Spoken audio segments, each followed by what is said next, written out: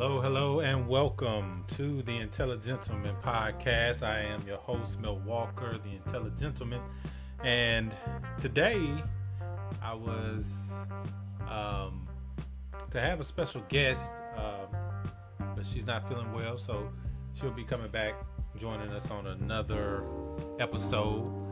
And so today we're still going to be talking about finance, but we're going to be talking about black businesses specifically. We're going to be talking about black-owned businesses. We're going to talk a little history. We're going to talk a little bit about the now. We're going to talk a little bit about the future. Because I believe it's very important that we put things in context so that we understand, where we come from, where we are, and where we're going. So, I just want to say thank you all for listening. Please share, like, follow, share it with a friend. Let them know, hey, we got this guy who talks about a few things. If you want to hear what he's got to say, go check it out. All right. It's a very holistic feel for this. I don't really do this for anything other than just passing on the knowledge and the thoughts of of myself and others. And so with that being said, we're gonna go ahead and get started. I'm gonna turn the music down just a hair. It's a nice mellow vibe. I like jazz, so I like playing jazz. It helps me think, when I'm not listening to the vibrations and the frequencies of the universe. I like to listen to jazz, which is the vibrations and frequencies of the universe too, but in a more artful form, I would say. So starting off, I think when we talk about black business, we don't really know a lot about, well, I'm not going to say we don't know, but we don't hear about it a lot, about the history of black business and how so many things, whether it be inventions, whether it be, innovations, have come about from our culture and from us, and so it's one of those things that we really have to talk about more because, in order for our children to learn these things early, we have to be willing to talk about it. And it's something that I wanted to talk about, but I'm not going to get into that until we get into the present day that just happened recently. It just kind of illustrates a few things that one of the problems we have in our communities when it comes to, black businesses. So, like I said, first I want to start off with a little bit of history. I'm going to read from this book, and the book is called, it's by Dr. Claude Anderson and Brant Anderson. It's called More Dirty Little Secrets About Black History, Its Heroes, and Other Troublemakers, Volume 2. And it has a lot of information in it. It's a very, very, a good book for research if you feel you want to do some research on black history, and not just, black history before we came here, but even while we were here. I mean, there was a lot of things that a lot of people don't even really know about. People don't even really know that we had certain things going on, right? But we're going to talk about some of that today, but it's so much that I'm not going to be able to pack it all in. So I definitely want y'all to take some time and go and research this stuff yourself and share it with somebody, because that's what we need to do. We need to start doing that more often. So there's a chapter in here that's called Business and Buffoonery. As you can imagine, the chapter, I mean, it's a very enlightening chapter has a lot of stuff, that you might know and then you might not know, But I'm only going to make a few points, and we're going to talk about each one, and then we're going to move to the present day. The first point that I want to talk about is in the 1920s, Black Americans had 5 times more businesses per 100,000 blacks than they have today. They had 5 times more businesses per 100,000 people. Okay? 5 times. So what does that tell us? What does that mean? That's a lot of, it's some math. One of my things is, I'm an IT guy, so I like data science, right? I like looking at data and getting information from the data. I have a very analytical mind. Sometimes I can't turn it off, but I have a very analytical mind, and I really do look at things from a different perspective a lot of times. So when we think about that in the 1920s, what was happening in the 1920s, right? What was happening? You had like segregation. You had a lot of stuff, that was kind of going on. That was, it was more separatism than it was segregation. We kind of separated ourselves away from everybody else, but it wasn't out of a feeling of wanting to just not be around people. It was more so of the sense of community, of being amongst each other and supporting each other, which is why we were able to do that, right? We were able to support each other's businesses, and on a generational level, we were able to accumulate these things at a much greater rate than we are today. And which it seems kind of crazy and contradictory, because for one, today you hear about it being so much more progressive and so much more freedoms and so on and so forth. So if you got all this going on, but you don't have the same results as you did back then, now we got to ask ourselves, why? Why is that the case? Why do we not have that? And it's a very simple answer. And you can just look at the time period versus now, and how segregated we are amongst ourselves mentally. It's really crazy, because you can open up a business and you can go and you can tell somebody, hey, I just started a business, and they can be like, oh, okay, yeah, that's cool. But then they go and spend with somebody else and that does the same exact thing, and it's your business, right? And they know you, and they might deal with you, they might rock with you. But they go somebody totally separate from you to get those services. Because it's a deep ingrained fear of, or some people call it the crab in the barrel mentality, but it's a fear of somebody getting ahead of you. So there's no sense of community. There's no sense of unity with that, right?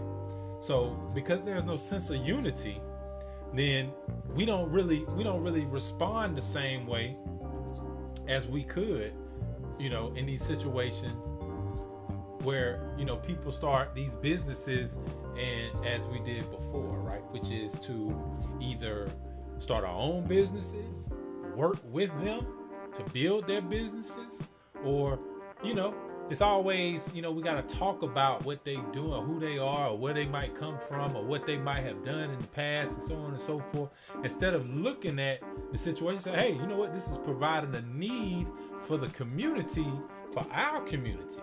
This is filling the gap, right? This is something that can bring jobs to my people quite effortlessly, right? So why is that? Why do we think like that? Why do we look at things like, competition, as a means to not support our people.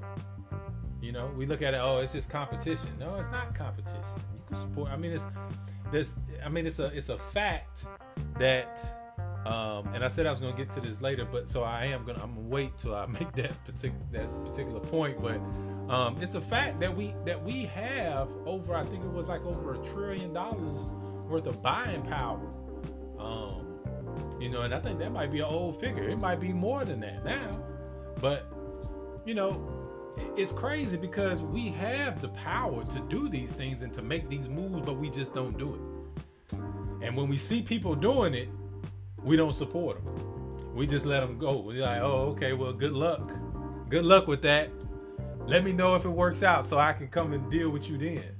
Instead of, hey, you know what? I'm going to get on board with that from the beginning, and I want to help you build that. I want to see how it's done. I want to see how you build this and that so that I can go and do the same thing myself, because I got an idea myself. I want to do something. And even if I don't have an idea myself, I can go and I can do something else. Or I can just work with you. So yeah, that's one fact. A little mini fact about the 1920s. Also in the 1920s, Tulsa, Oklahoma, which we all know was the home of Black Wall Street, right? One of the most famous places and infamous incidents that happened in American history, where we had, a bustling economy that was all us. Most affluent, it was called the most affluent Black American community in the United States at that time. But here's another fact about Tulsa, Oklahoma. In the 1920s, Tulsa, Oklahoma was so racist and segregated that it was the only city in America that could boast of segregated telephone booths. Think about that for a second. They were so scared. They wanted to, separate so much. They wanted to be segregated so much. They segregated the telephone booths. You couldn't even use the same telephone booths. But let's look at it from a data science perspective. What did that type of atmosphere, what did that create, right? That created an atmosphere of people who felt like they needed their own stuff because they didn't want to have to deal with people or have to worry about run-ins with the law or with anybody like that where it would cause some kind of problem for them, right? And they didn't have to worry about that. So, hey, you know what? We'll just have our own. We'll just have our own. We'll have the whole street. We'll have the whole area. Black Wall Street. All kind of stuff going on, right? So that's another fun fact about that time. According to the 2000 census, approximately, now we're getting a little bit closer to present day, approximately 54% of Black businesses had revenues of less than $10,000 per year. Now let's think about that for a second. Approximately 54% of Black businesses in the country in 2000 had revenues of less than $10,000 per year. Okay. So what does that mean? That means that they weren't being supported. Because I guarantee you, and I could do this really quickly, but I'm not going to do it because I don't want to bore y'all with the statistics and all that kind of stuff. But just suffice it to say that at that time, because I remember 2000, there was money circulating in the economy, right? Out of all of that money circulating, that's how much 54% of Black businesses in America made. Now that's a very stark contrast from 1920s, right? You go from 1920s, 80 years later, to 2000 to find out that nobody supported the businesses. Nobody.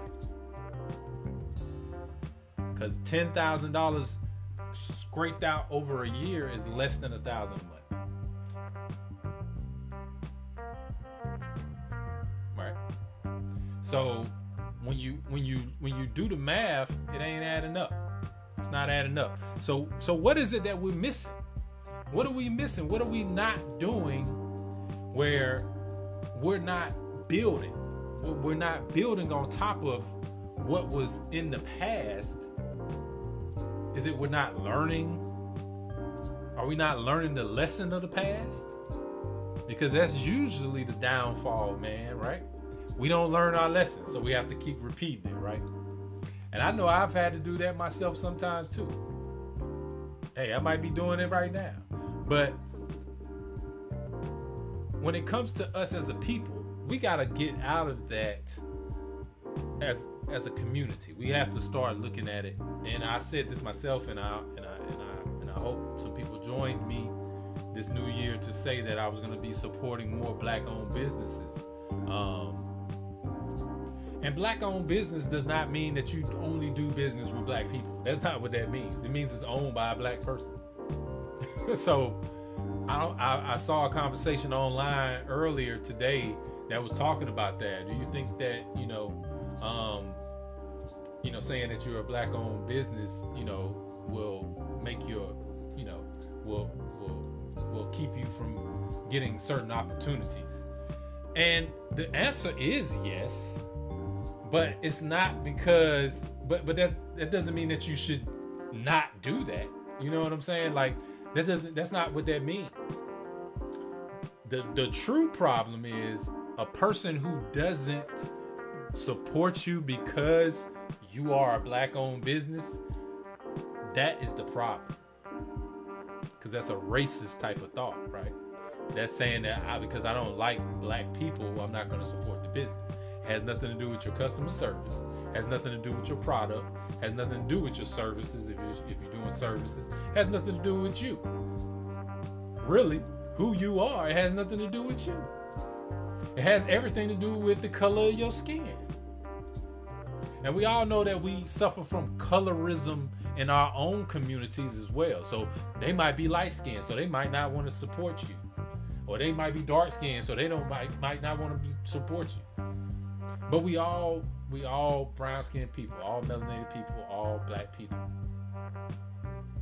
Unless we start letting go of all of this trauma that we've been holding on to for all this time, and not just glaze over it saying, okay, well, I'm over it, but it's really more of a preference now.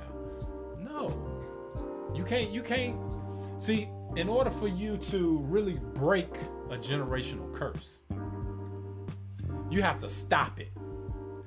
That means you have to purposely do something, right? Purposely do whatever it is that the curse is. Do something that goes contrary to that.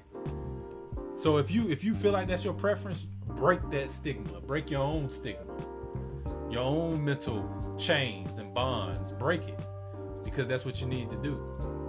Because it's not about that. There's a bigger picture that I want people to see. And the picture is this.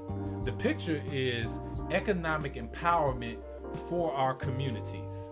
What does that look like? It looks like Black Wall Street, which is why I brought that up. It looks like Black Wall Street. It looks like us becoming more of our true history, our true heritage, right, than we are now.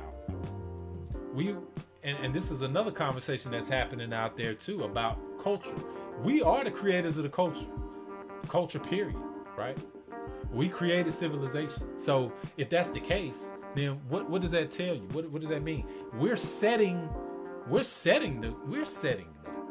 We know that. We know what we need to do.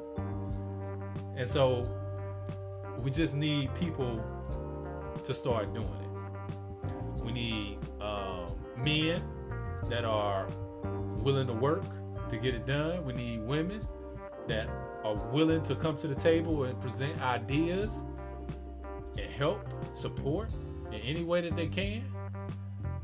You know what I'm saying? Like, that's what we need to come together. Like, we got to come together. Like, if we don't come together, you can't expect a good outcome. It doesn't work like that. You're trying to go against a divine principle, and it doesn't work that way.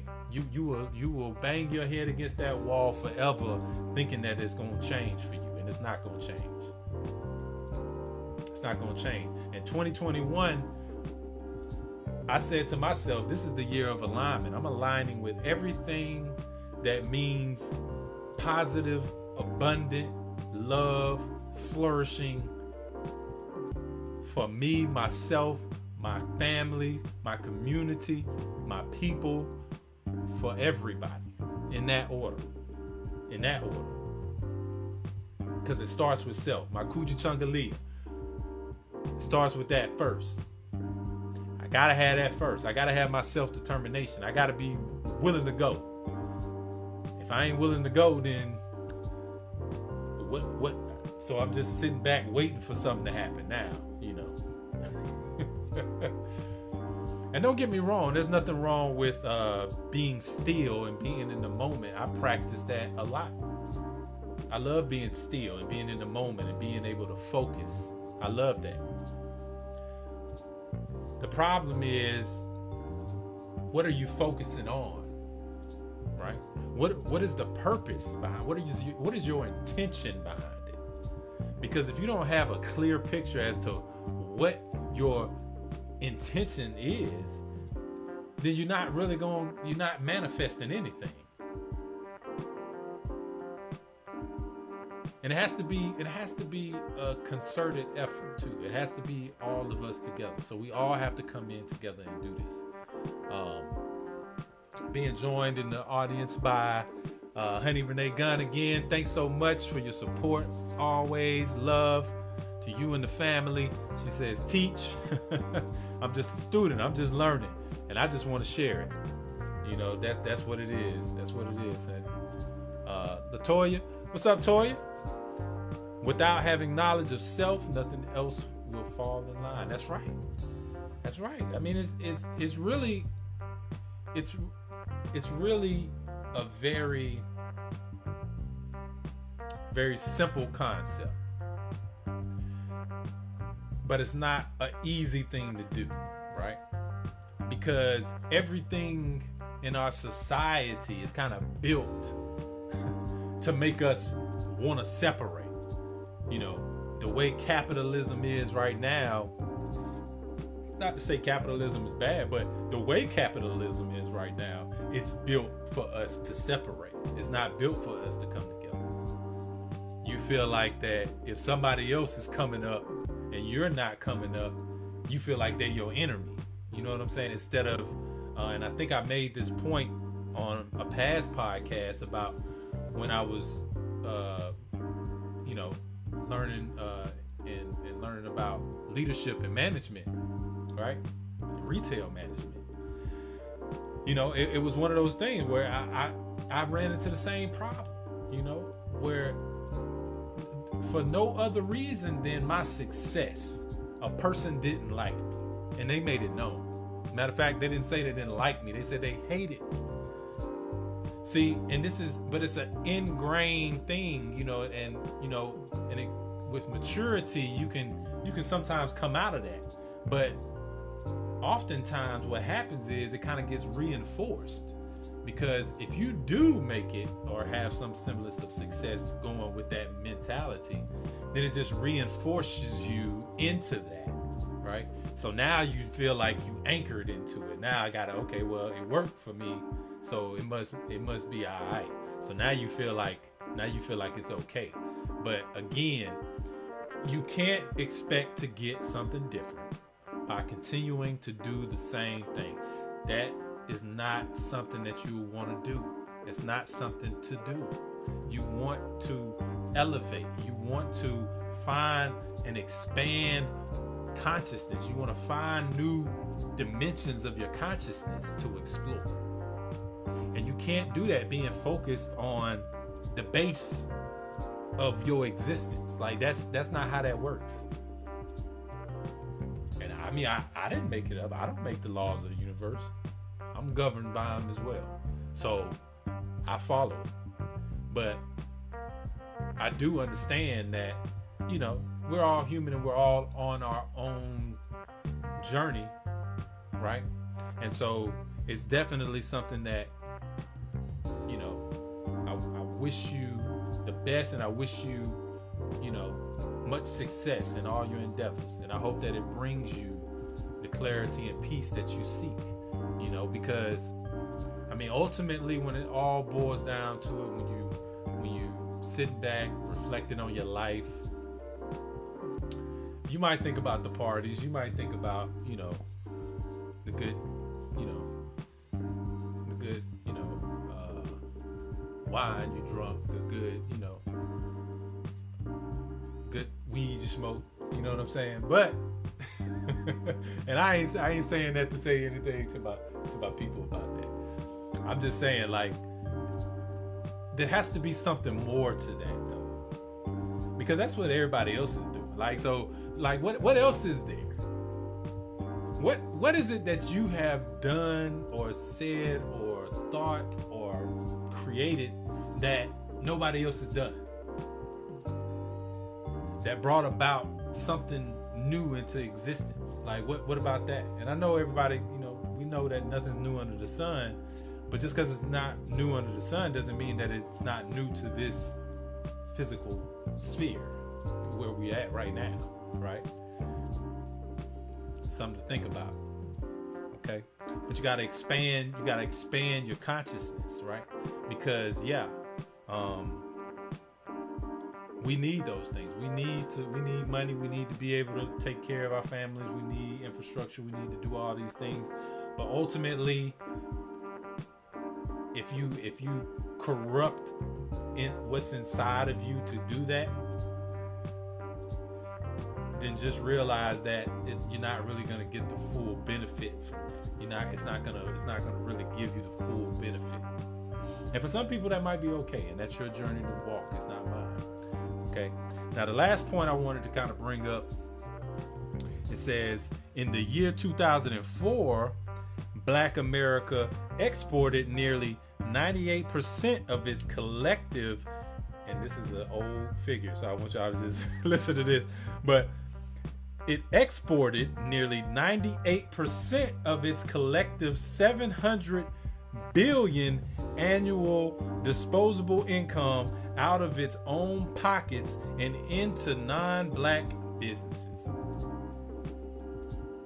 98%. That was in 2004. Now, since then, and like I said, I'm pretty sure we that number has increased.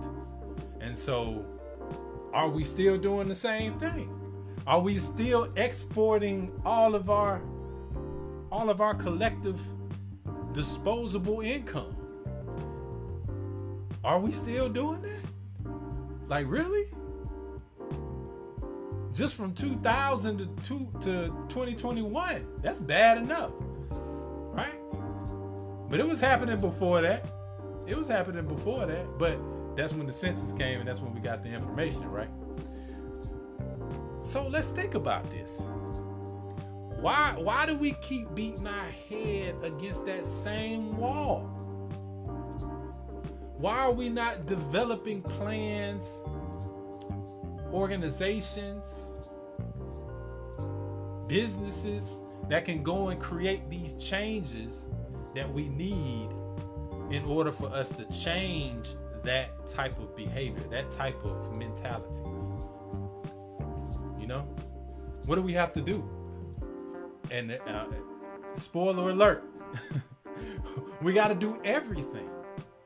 We got to do everything. We need everything. There's not a single thing that we have too much of. Nothing. Because when you think about music, when you think about sports, when you think about all those things, we play them, but we don't own them.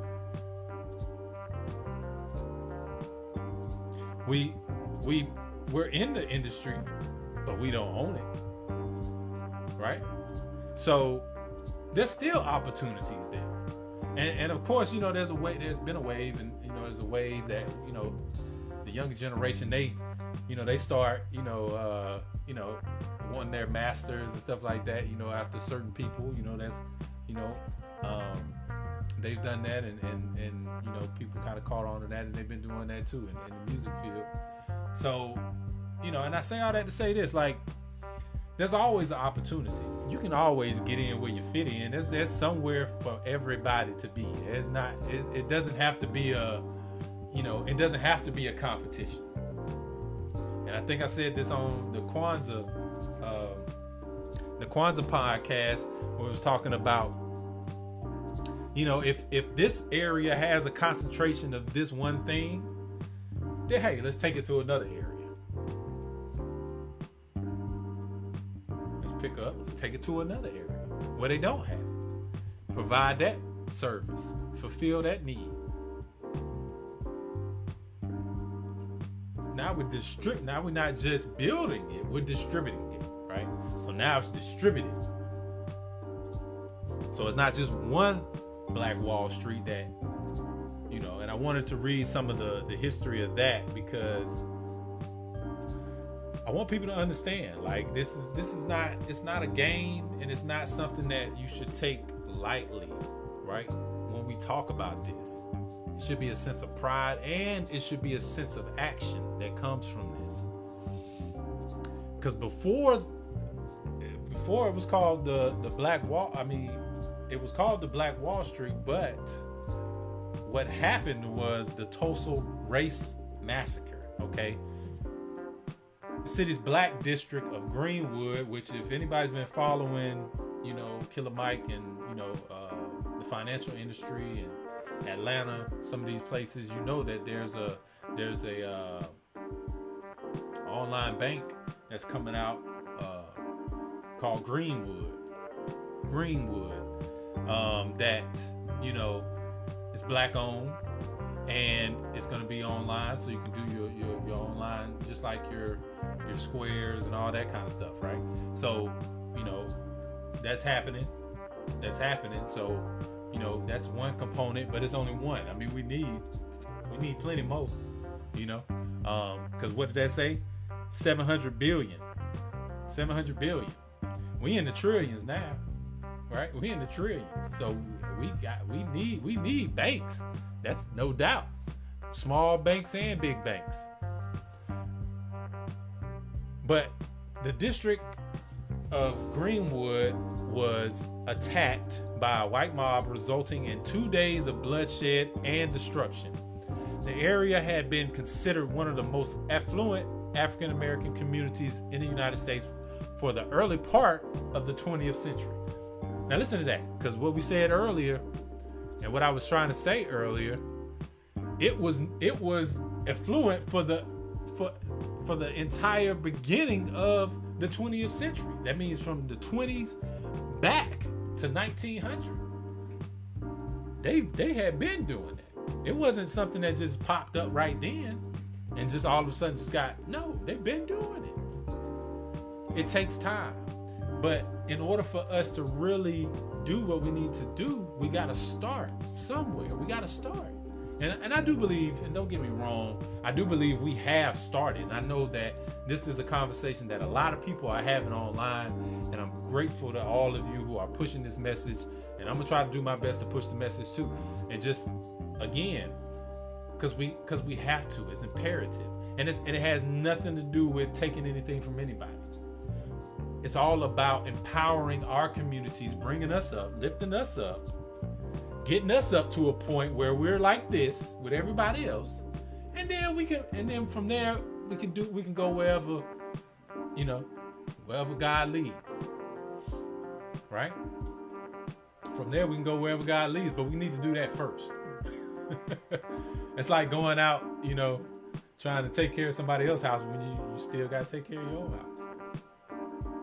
You could do that, but what happens when your house falls down? You know what I mean?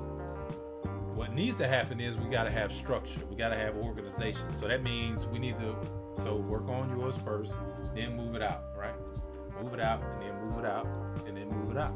And then as that goes, you know, we can keep, we take, boom, we got that. All right, let's move to the next one. Boom, boom, boom. And we're not talking about, We're not talking about a quick fix. I know this the quick fix culture. Everybody want stuff quick. We gotta have it quick. We gotta do this quick. We want results quick. Gotta have instant gratification. No, this type of project is not one of those. You can't do that like that. That's not how that works. Because it takes time to organize and it takes time to build.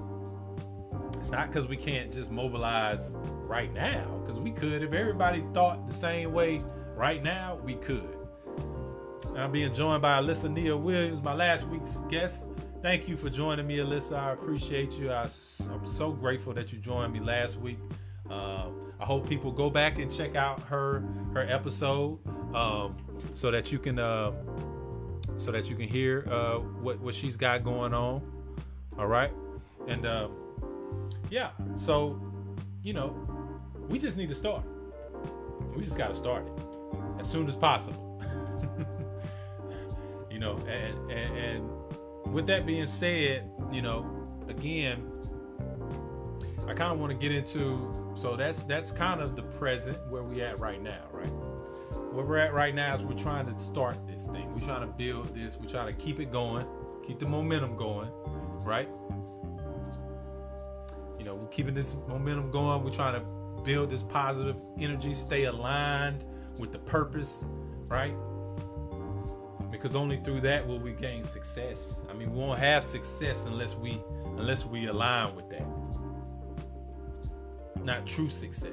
We might have our little successes here and there, but it's not true success. And it may not be evident right now, but again, as we know in history, empires rise and fall. So how many times are we going to go through the same problems and end up with the same end? Right? So that's where we are. So I'm going to talk a little bit about the future, right? The future. What does that look like? I'm happy to share my expertise. Like I said, I'm an IT consultant. I do work in the information technology field. That's right, Alyssa. Glad to be here to get this knowledge. That's right. And I'm so happy you're here. And please chime in, throw your information in the chat. Let people know what this is the build. This is for community. I'm doing this for the community. I'm not doing this for me. Okay, so please if you have information, you have things going on, feel free to put them in the chat. Nikki Johnson joins me and says, "Good evening, blessings." Good evening, Nikki, one of my partners in one of our venture, in one of our business ventures. And so, yeah, we really have to start thinking about this thing and planning this out, right? So how does that work? What do we do? So the first thing to do is to look within, right? We look within. We say to ourselves, what is it that we want to do? What do you want to do? What is it that's going to give you the most energy? That when you put yourself into it, you're going to go 100 or better, right? That's what you need to do first. Find out knowledge of self, as Latoya said. Once you know yourself, then you can go out and you can be yourself, right? And you can feel good about being yourself. So whatever it is that you're doing, you're going to be happy. You're going to put the most into it. It's a fact now. A lot of these billion-dollar corporations, they invest millions of dollars into training, rest and relaxation, team building, all types of things, just to make this point that when you're doing something that you love, it shows through your work, through the quality of your work, through what you're doing. But you can learn any skill. That doesn't mean that you can't learn to do something else, right? And which is actually, this is the best time to do that. It's the best time to do that. Why? Because we're on the verge of a disruption. There's a disruption coming. A lot of people don't even really see it. But there's a disruption coming. There's going to be a disruption in the economy. There's going to be a disruption in the industries, right?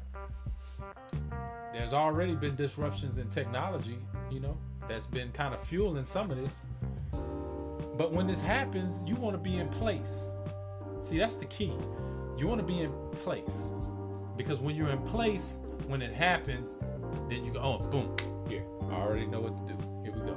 You prepare, right? It's almost like having a emergency preparedness plan, right?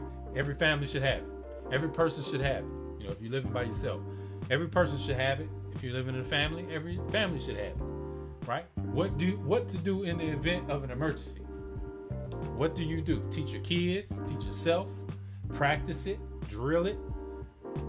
Make sure that you are putting yourself in a position where that if you get caught off guard, you don't react from fear versus reacting logically or off of repetitiveness, right? Or off of, instinct, which would be whatever it is that you practice. if you've only been practicing fear, then that's what your instinct is going to be, is to be afraid, right? But if you've practiced things that kind of make you ready, then you'll be ready, right? Honey says, yes, that's right. Being in position is key. That's right. It's alignment, right? It's a manifestation or a representation of the divine principle, right? Of alignment. When you're in alignment, you're there. There is no resistance. So whatever comes. It's all part of the plan. It's all part of the plan. And you'll be able to know that it's to make you better. It's not to drag you down. It's not to make you sad. It's not to hold you back. It's to make you better. And then you can elevate with it. And then when you elevate, then you move on to the next. Now, what does that next look like, right? It can literally look however you want it to look. It can literally look however you want it to look. But you just have to put yourself in position to be the creator of it, right? So one of the things, and I'll give you one because there's too much stuff to be talking about to really kind of go into all of it. But one thing, the financial industry, right? The financial industry, and that's what our guest was going to talk about tonight, was financial well-being. The financial industry, it's gonna go through a disruption. I was reading an article where the banks were mad at Bitcoin. They mad at Bitcoin. They say Bitcoin is a fraud. They say Bitcoin is a fraud. Now, this is my problem with that statement. Me being in technology, I know what Bitcoin is. So for you to call it a fraud is to say that it's disrupting you in some way, right? So now we have to look at what is it disrupting? What does it disrupt? Money. One Bitcoin, the high over the past couple months, I think it was above $40,000 for one Bitcoin. $40,000 for one Bitcoin. I remember when I was a kid, well, I probably wasn't a kid, I was just a young man, but when I first started getting into, computers and technology, I knew about Bitcoin. I had a Bitcoin wallet. I knew about it. I even was into the mining at one point, right? And it's funny because I think back, but I'm not one of those people who's thinking back like, dang, I'm not that guy. But what I do think back is, wow, look at how something that most people didn't even know about turned into something that can disrupt the whole industry. Now this happens, and again, I'm using technology as an example because that happens a lot in technology. You always find like how Uber and Lyft did to the cab industry, how fintech companies did to the banking industry, right? I mean, how the web did for business in general, right? And then we're gonna bring it back to the businesses, but you know, these things cause massive disruptions. But it's because people are not thinking forward. They're not thinking forward, they're thinking, okay, I want forever to last forever. I want what's happening right now to be the now forever. Not recognizing the universal principle of change, that things change and it's going to change with or without you. So it's not something for you to hold on to or to be upset about when something changes. What you really want to do is you want to put yourself out ahead of it if you can, so that you can be in position to be able to take advantage of that. That's the smart business move. That's the smart business move. And I'm gonna give you an example why it's smart. A lot of these companies that didn't invest in their technology when that was the thing to do are now having to invest a lot more money. So let me say this too. Some things weren't really that expensive at first because there was really nobody buying it, and really nobody really saw the value of it. So you know, it was kind of inexpensive, but it made sense, right? It made sense. Like email, right? Email was one of those things that kind of disrupted as well. Not as many mail packages, envelopes. You know, people writing letters to people through the mail anymore. Why is that? It's because of email. Now, some people can argue that that's, you know, a little impersonal and so on and so forth. But again, when you look at it, it doesn't mean that you stop doing whatever it is, because you can still write letters, you can still send it, right? You can still have a postal service. I mean, it's my opinion that you should, right? But don't make the email the evil. Don't turn it evil because it just changes the way that you got to do something, right? Which is a common human response, is to fear whatever it is that the change is. So you fear it. It's like, oh, I got to change. So now I got to learn how to do this. I got to do this on top of doing this. You know, instead of thinking, oh, well, you know what? I can do this with this. And then when me writing someone a letter and sending it to them will mean so much more because I could have sent it in the email. You see?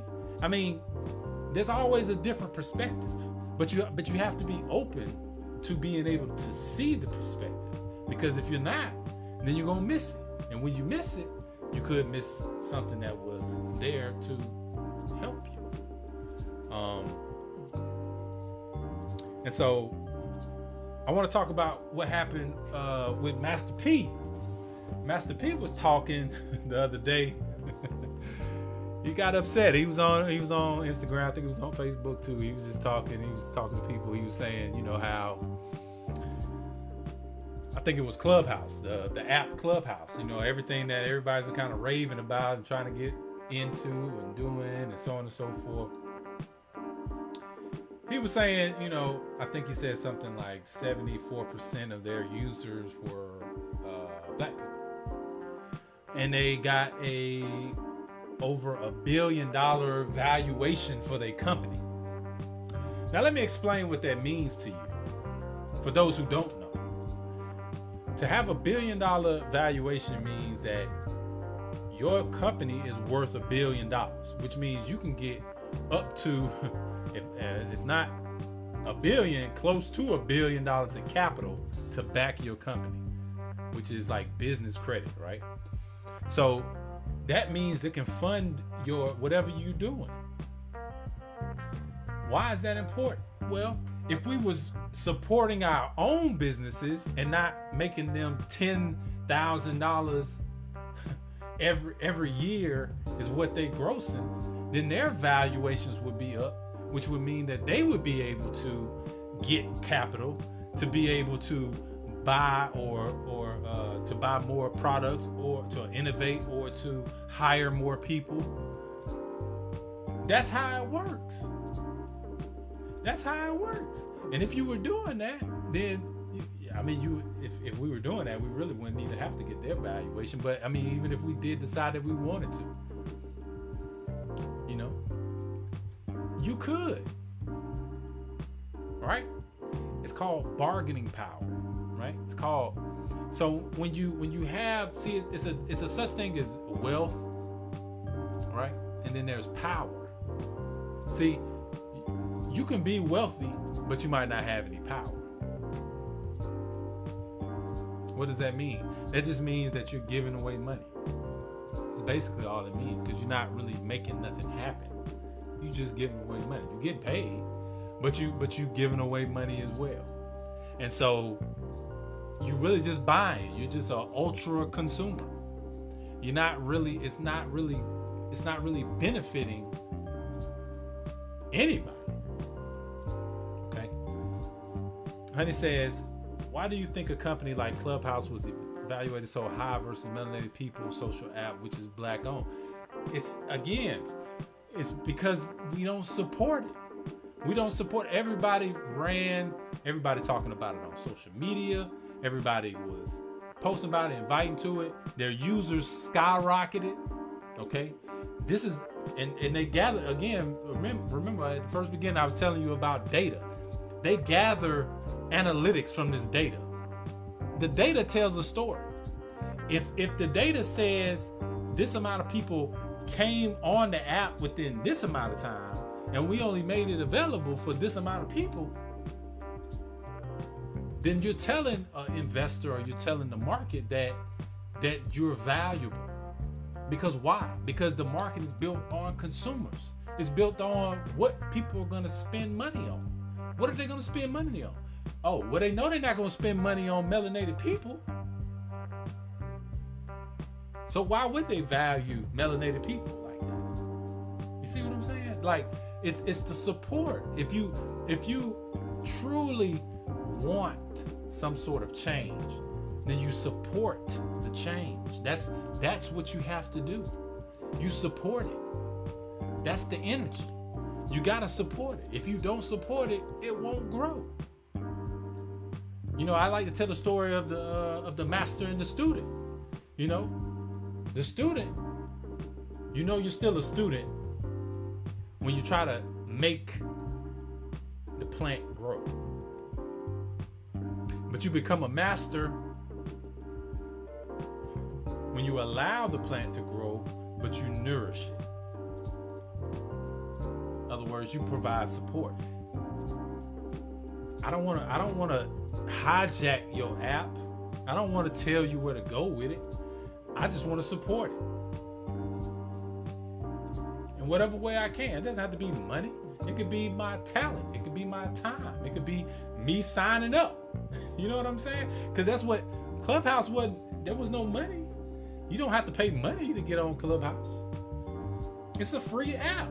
So why is it worth $1 billion? Because the potential. Because if I can get that many people, if I charge $1 a month, then I can make that $1 billion a year. It's math. It's all math. And thank you, honey, for that question. So when you're thinking about these things, and this is what I want to leave you with today, if nothing else, I want you to start rethinking because this is, and I'll be on a podcast coming up soon, Uncorked with T, and I'll be talking about starting businesses and what you should be thinking about that. But I'm just going to kind of give you a little bit of the flavor that I'm going to bring to the Uncorked with T. So Think about this. Think about it like this. Ask yourself, is there a black business that I can support that does this? If there is, good, support them. If there's not, make one. It's really just that simple. I'm gonna make it very, very simple for you. Make one. That's your cue. That's your cue to make it. Because where there's a need, right, there's an opportunity. So when you put yourself in that position, you can fulfill that need. And that's it. And with that, I'm going to close down the podcast. I appreciate everybody for tuning in and for watching and for listening to this. If you're listening to this on Anchor, Anchor's done some rebranding of their own. And I didn't realize, and maybe I did, but I just probably wasn't thinking about it. Anchor, the podcast platform I use, is owned by Spotify now. So just think about that. They started off, and then they got bought by Spotify. Stuff to think about. But thank you again, and I hope everybody's being safe and enjoying life and loving those who they have in it. Remember, another day is not promised, so don't waste it. Okay? Thank you again, and y'all have a great one, and I'm gonna see you on the next one. Take care. Peace.